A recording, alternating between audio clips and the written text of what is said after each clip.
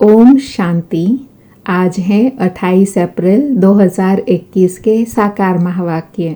आज बाबा ने श्रेष्ठ कर्म श्रेष्ठ धर्म की स्मृति दिलाते हुए कहा कि तुम्हें अपने स्वधर्म में स्थित रहना है। स्वधर्म में स्थित होकर जो भी कार्य करेंगे वह श्रेष्ठ कर्म ही होंगे। फिर बाबा ने कहा 3 तबक्के हैं, मूल वतन, सूक्ष्म वतन और स्थूल वतन। ऊंच ते ऊंच बाप सर्व आत्माओं का मूल वतन में रहते हैं। फिर कहा बाप बच्चों को याद दिलाते हैं 5000 वर्ष पहले प्योरिटी थी, पीस भी थी, प्रॉस्पेरिटी भी थी, अर्थात सुख शांति संपत्ति सब था। मुख्य है प्योरिटी। फिर कहा मैं आत्मा इस शरीर द्वारा पढ़ती हूँ, इसी को ही देही अभिमानी स्थिति कहा जाता है। फिर धारणा के लिए कहा यह अंतिम जन्म पवित्र बनो, खाते पीते चलते फिरते माम एकम याद करो। फिर याद के लिए कहा जो जास्ती याद करेंगे वही पावन बन आकर मेरे गले का हार बनेंगे। फिर लास्ट में कहा सभी इस ड्रामा के एक्टर्स हैं, आत्मा अविनाशी है, उसमें पार्ट भी अविनाशी है। फिर कहा अभी स्वर्ग के गेट खुल रहे हैं, नर्क के बंद हो रहे हैं। फिर कहा यह ड्रामा का खेल है जिसको बुद्धि में धारण करके औरों को भी कराना है। अभी सुनते हैं मुरली विस्तार से। आज बाबा बोले मीठे बच्चे, योग से ही आत्मा की खाद निकलेंगी, बाप से पूरा वर्षा मिलेगा। इसलिए जितना हो सके सबके योग बल बढ़ाओ। मीठे बच्चे, योग से ही आत्मा की खाद निकलेंगी, बाप से पूरा वर्षा मिलेगा। इसलिए जितना हो सके योग बल बढ़ाओ। बाबा ने प्रश्न पूछा देवताओं के कर्म श्रेष्ठ थे, अभी सबके कर्म भ्रष्ट क्यों बने हैं? तो बाबा ने उत्तर दिया क्योंकि अपने असली धर्म को भूल गए हैं। धर्म भूलने के कारण ही जो कर्म करते हैं वह भ्रष्ट होते हैं। बाप तुम्हें अपने सत धर्म की पहचान देते हैं, साथ साथ सारे वर्ल्ड की हिस्ट्री ज्योग्राफी सुनाते हैं जो सबको सुनानी है। बाप का सत्य परिचय देना है। आज मुरली में गीत हैं मुखड़ा देख ले प्राणी जरा दर्पण में, कितने पाप हैं कितने पुण्य हैं तेरे दामन में। ओम शांति। यह किसने कहा और किसको? बाप ने कहा बच्चों को, जिन बच्चों को पतित से पावन बना रहे हैं। बच्चे जान गए हैं हम भारतवासी जो देवी देवता थे वह अब 84 जन्मों का चक्र लगाई, सतो प्रधान से पास कर अब सतो रजो तमो और अब तमो प्रधान बन गए हैं। अब फिर पतित को पावन बनाने वाला बाप कहते हैं अपने दिल से पूछो कि कहाँ तक हम पुण्य आत्मा बने हैं। तुम सतो प्रधान पवित्र आत्मा थे जब यहाँ पहले पहले तुम देवी देवता कहलाते थे, जिसको आदि सनातन देवी देवता धर्म कहा जाता था। अभी कोई भारतवासी अपने को देवी देवता धर्म के नहीं कहला सकते। हिंदू तो कोई धर्म है नहीं, परंतु पतित होने के कारण अपने को देवता कहला नहीं सकते। सतयुग में देवताएं पवित्र थे, पवित्र प्रवृत्ति मार्ग था। यथा राजा रानी तथा प्रजा पवित्र थे। भारतवासियों को बाप याद दिलाते हैं कि तुम पवित्र प्रवृत्ति मार्ग वाले थे। आदि सनातन देवी देवता धर्म वाले थे, उसको स्वर्ग कहा जाता था। वहाँ सतयुग में एक ही धर्म था। पहला नंबर महाराजा महारानी लक्ष्मी नारायण थे, उनकी भी डिनाइस्टी थी और भारत बहुत धनवान था। वह सतयुग था। फिर आए त्रेता में, तब भी पूज्य देवी देवता व क्षत्रिय कहलाते थे। यह लक्ष्मी नारायण का राज्य, वह राम सीता का राज्य। वह भी डिनाइस्टी चली, जैसे क्रिश्चियन में एडवर्ड दी फर्स्ट सेकंड ऐसे चलता है, वैसे भारत में भी था। 5000 वर्ष की बात है। अर्थात 5000 वर्ष पहले भारत पर इन लक्ष्मी नारायण का राज्य था, परंतु उन्होंने यह राज्य कब और कैसे पाया यह कोई नहीं जानते। वही सूर्यवंशी राज्य फिर चंद्रवंशी राज्य में आया, क्योंकि पुनर्जन्म लेते लेते सीढ़ी उतरनी है। यह भारतवासी ही हिस्ट्री ज्योग्राफी को नहीं जानते। रचता है बाप तो जरूर सतयुगी नई दुनिया का रचता ठहरा। बाप कहते हैं, बच्चे तुम आज से 5000 वर्ष पहले स्वर्ग में थे। यह भारत स्वर्ग था, फिर नर्क में आए हैं। दुनिया तो इस वर्ल्ड की हिस्ट्री ज्योग्राफी को नहीं जानती। वह तो अधूरी सिर्फ थोड़ी सी हिस्ट्री जानते हैं। सतयुग त्रेता की हिस्ट्री ज्योग्राफी को कोई नहीं जानते। ऋषि मुनि भी कहते गए, हम रचता और रचना के आदि मध्य अंत को नहीं जानते हैं।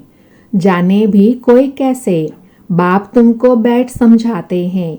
शिव बाबा भारत में ही दिव्य जन्म लेते हैं, जिसकी शिव जयंती भी मनाते हैं। शिव जयंती के बाद फिर चाहिए गीता जयंती, फिर साथ साथ होनी चाहिए श्री कृष्ण जयंती। परंतु इस जयंती का राज भारतवासी जानते नहीं हैं कि शिव जयंती कब हुई, और धर्म वाले तो जट बताएंगे बुद्ध जयंती, क्राइस्ट जयंती कब हुई। भारतवासियों से पूछो शिव जयंती कब हुई, कोई नहीं बताएंगे। शिव भारत में आया, आकर क्या किया कोई नहीं जानते। शिव ठहरा सब आत्माओं का बाप। आत्मा है अविनाशी। आत्मा एक शरीर छोड़ दूसरा लेती है। यह 84 का चक्र है। शास्त्रों में तो 84 लाख जन्मों का गपोड़ा लगा दिया है। बाप आकर राइट बात बताते हैं। बाप के सिवाय बाकी सब रचता और रचना के लिए झूठ ही बोलते हैं, क्योंकि यह है ही माया का राज्य। पहले तुम पारस बुद्धि थे, भारत पारसपुरी था। सोने हीरे जवाहरतों के महल थे। बाप बैठ रचता और रचना के आदि मध्य अंत का राज अर्थात दुनिया की हिस्ट्री ज्योग्राफी बताते हैं। भारतवासी यह नहीं जानते कि हम सो पहले पहले देवी देवता थे। अभी पतित कंगाल इररिलीजियस बन गए हैं, अपने धर्म को भूल गए हैं। यह भी ड्रामा अनुसार होना है, तो यह वर्ल्ड की हिस्ट्री ज्योग्राफी बुद्धि में आनी चाहिए। ऊंचते ऊंच सर्व आत्माओं का बाप मूल वतन में रहते हैं। फिर है सूक्ष्म वतन, यह है स्थूल वतन। सूक्ष्म वतन में सिर्फ ब्रह्मा विष्णु शंकर रहते हैं। उनकी दूसरी कोई हिस्ट्री ज्योग्राफी नहीं है। यह 3 तबके हैं, अर्थात 3 लोक हैं। God is one. उनकी रचना भी एक है, जो चक्र फिरता रहता है। सतयुग से त्रेता, फिर द्वापर कलयुग में आना है। 84 जन्मों का हिसाब चाहिए ना, जो कोई भी नहीं जानते हैं, ना कोई शास्त्रों में है। 84 जन्मों का पाठ तुम बच्चे ही बजाते हो। बाप तो इस चक्र में नहीं आते हैं। बच्चे ही पावन से पतित बन जाते हैं, इसलिए चिल्लाते हैं, बाबा आकर हमको फिर से पावन बनाओ। एक को ही सब पुकारते हैं।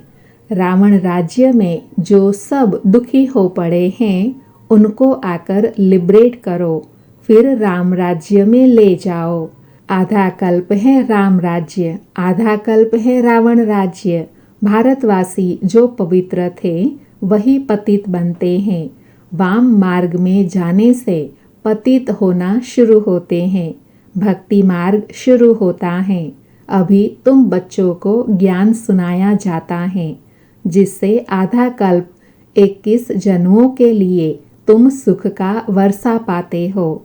आधा कल्प ज्ञान की प्रालब्ध चलती है, फिर रावण राज्य होता है, गिरने लग पड़ते हैं। तुम देवी राज्य में थे, फिर आसुरी राज्य में आ गए हो। इसको हेल भी कहते हैं। तुम हेवन में थे, फिर 84 जन्म पास कर हेल में आकर पड़े हो। वह था सुखधाम, यह है दुखधाम। 100% इंसॉल्वेंट। 84 जन्मों का चक्र लगाते वही भारतवासी पूज्य से पुजारी बन गए हैं। इसको ही वर्ल्ड की हिस्ट्री ज्योग्राफी कहा जाता है। यह है सारा तुम भारतवासियों का चक्र। और धर्म वाले तो 84 जन्म नहीं लेते हैं। वह सतयुग में होते ही नहीं। सतयुग त्रेता में सिर्फ भारतवासी ही थे। सूर्यवंशी, चंद्रवंशी, फिर वैश्यवंशी, शूद्रवंशी। अभी फिर तुम आकर ब्राह्मण वंशी बने हो देवतावंशी बनने के लिए। यह है भारत के वर्ण। अभी तुम ब्राह्मण बनने से शिव बाबा से वर्षा ले रहे हो। बाप तुमको पढ़ा रहे हैं। 5000 वर्ष पहले मुवाफिक। कल्प कल्प तुम पावन बन फिर पतित बनते हो। सुख धाम में जाकर फिर दुख धाम में आते हो। फिर शांति धाम में जाना है, जिसको निराकारी दुनिया कहा जाता है। आत्मा क्या है, परमात्मा क्या है, यह कोई भी मनुष्य नहीं जानते हैं। आत्मा भी एक स्टार बिंदी है। कहते हैं भ्रकुटी के बीच में सितारा चमकता है। छोटी सी बिंदी है जिसको दिव्य दृष्टि से देखा जा सकता है। वास्तव में स्टार भी नहीं कहा जाएगा। स्टार तो बहुत बड़ा है, सिर्फ दूर होने के कारण छोटा दिखाई पड़ता है। यह सिर्फ मिसाल दिया जाता है। आत्मा इतनी छोटी है जैसे ऊपर में स्टार छोटा दिखाई पड़ता है। बाप की आत्मा भी एक बिंदी मिसल है। उनको सुप्रीम आत्मा कहा जाता है। उनकी महिमा अलग है। मनुष्य सृष्टि का चैतन्य बीज रूप होने कारण उनमें सारा ज्ञान है। तुम्हारी आत्मा को भी अभी नॉलेज मिल रही है। आत्मा ही नॉलेज ग्रहण कर रही है। इतनी छोटी बिंदी में 84 जन्मों का पार्ट नूंदा हुआ है। सो भी अविनाशी। 84 जन्मों का चक्र लगाते आए हो। इसकी एंड हो नहीं सकती। देवता थे, दैत्य बने, फिर 100 देवता बनना है। यह चक्र चलता आया है। बाकी तो सब है बाय प्लांट। इस्लामी, बौद्धि आदि कोई 84 जन्म नहीं लेते हैं। यही सतयुग भारत में राइटियस सॉल्वेंट था। फिर 84 जन्म ले विशेष बन गए हैं। यह विशेष वर्ल्ड अर्थात विकारी दुनिया है। 5000 वर्ष पहले प्योरिटी थी, पीस भी थी, प्रॉस्पेरिटी भी थी। बाप बच्चों को याद दिलाते हैं। मुख्य है प्योरिटी। इसलिए कहते हैं विशेष को वाइसलेस बनाने वाला आओ। वही सदगति देने वाला है, इसलिए वही सतगुरु है। अभी तुम बाप द्वारा बेगर टू प्रिंस बन रहे हो, अथवा नर से नारायण, नारी से लक्ष्मी बनते हो। तुम्हारा यह राजयोग है। भारत को ही अब बाप द्वारा राजाई मिलती है। आत्मा ही 84 जन्म लेती है। आत्मा ही पढ़ती है शरीर द्वारा। शरीर नहीं पढ़ता। आत्मा संस्कार ले जाती है। मैं आत्मा इस शरीर द्वारा पढ़ती हूँ। इसको ही देही अभिमानी कहा जाता है। आत्मा अलग हो जाती है तो शरीर कोई काम का नहीं रहता है। आत्मा कहती है अब मैं पुण्य आत्मा बन रही हूँ। मनुष्य देह अभिमान में आकर कह देते हैं यह करता हूँ। तुम अभी समझते हो हम आत्मा हैं। हमारा यह शरीर बड़ा है। परमात्मा बाप द्वारा मैं आत्मा पढ़ रही हूँ। बाप कहते हैं माम एकम याद करो। तुम गोल्डन एज में सतो प्रधान थे, फिर तुम्हारे में अलाई पड़ी। खाद पड़ते पड़ते तुम पावन से पतित बन पड़े हो। अब फिर पावन बनना है, इसलिए कहते हैं हे पतित पावन आओ, आकर हमको पावन बनाओ। तो बाप राय देते हैं, हे पतित आत्मा, मुझ बाप को याद करो तो तुम्हारे से खाद निकलेंगी और तुम पावन बन जाएंगे। उनको प्राचीन योग कहा जाता है। इस याद अथवा योग अग्नि से खाद भस्म होंगी। मूल बात है पतित से पावन बनना।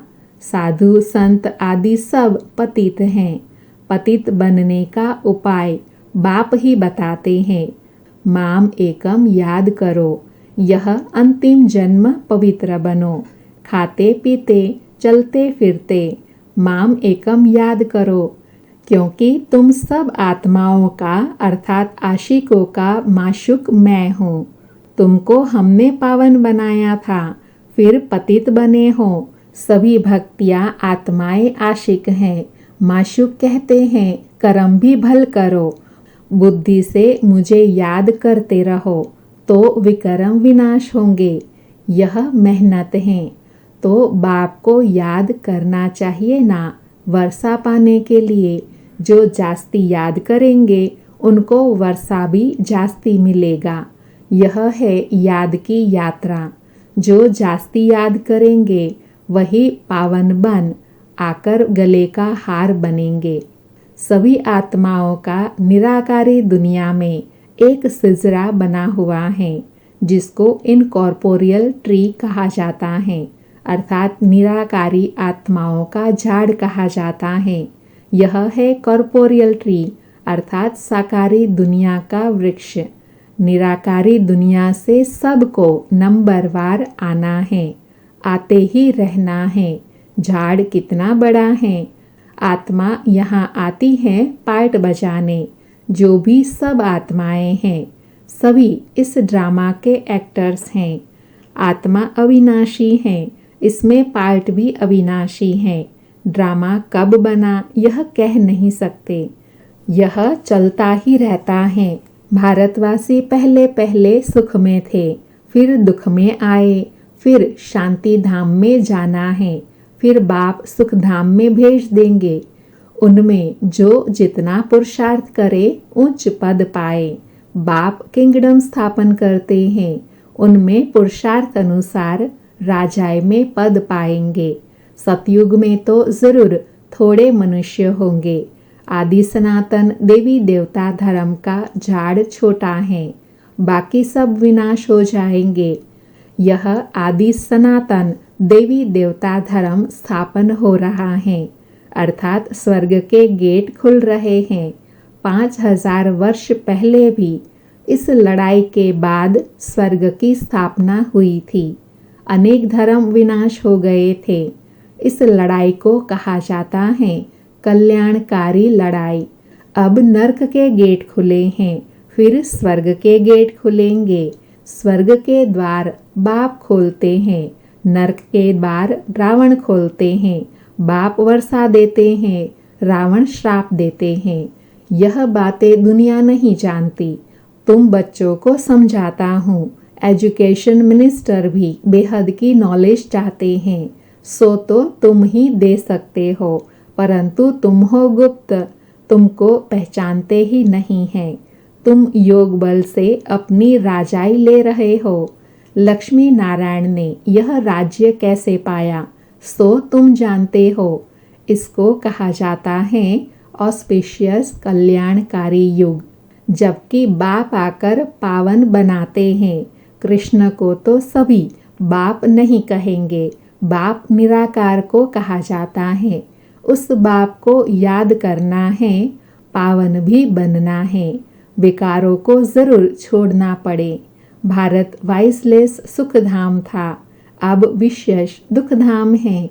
वर्थ नोट ए पेनी है, अर्थात कौड़ी तुल्य है। यह ड्रामा का खेल है, जिसको बुद्धि में धारण करके औरों को भी कराना है। अच्छा, मीठे मीठे सिकिलधे बच्चों प्रति माता पिता बाप दादा का याद प्यार और गुड मॉर्निंग। रूहानी बाप की रूहानी बच्चों को नमस्ते। हम रूहानी बच्चों की रूहानी माता पिता बाप दादा को गुड मॉर्निंग और नमस्ते। सारी मुरली से धारणा के लिए सार हैं। पहला, बाबा बोले, याद से पावन बन, बाप के गले का हार बनना है। कर्म करते भी बाप की याद में रहे, विकर्मा जीत बनना है। दूसरा पॉइंट, पुण्य आत्मा बनने का पूरा पूरा पुरुषार्थ करना है। देह अभिमान छोड़ देही अभिमानी बनना है। आज का वरदान है, पास विद ऑनर बनने के लिए सर्व द्वारा संतुष्टता का पासपोर्ट प्राप्त करने वाले संतुष्ट मणि भव। स्पष्टीकरण है, जो बच्चे अपने आप से, अपने पुरुषार्थ व सर्विस से, ब्राह्मण परिवार के संपर्क से सदा संतुष्ट रहते हैं, उन्हें ही संतुष्ट मणि कहा जाता है। सर्व आत्माओं के संपर्क में अपने आप को संतुष्ट रखना व सर्व को संतुष्ट करना, इसमें जो विजय बनते हैं वही विजय माला में आते हैं।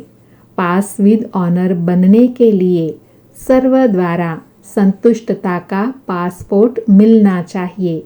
यह पासपोर्ट लेने के लिए सिर्फ सहन करने व समाने की शक्ति धारण करो।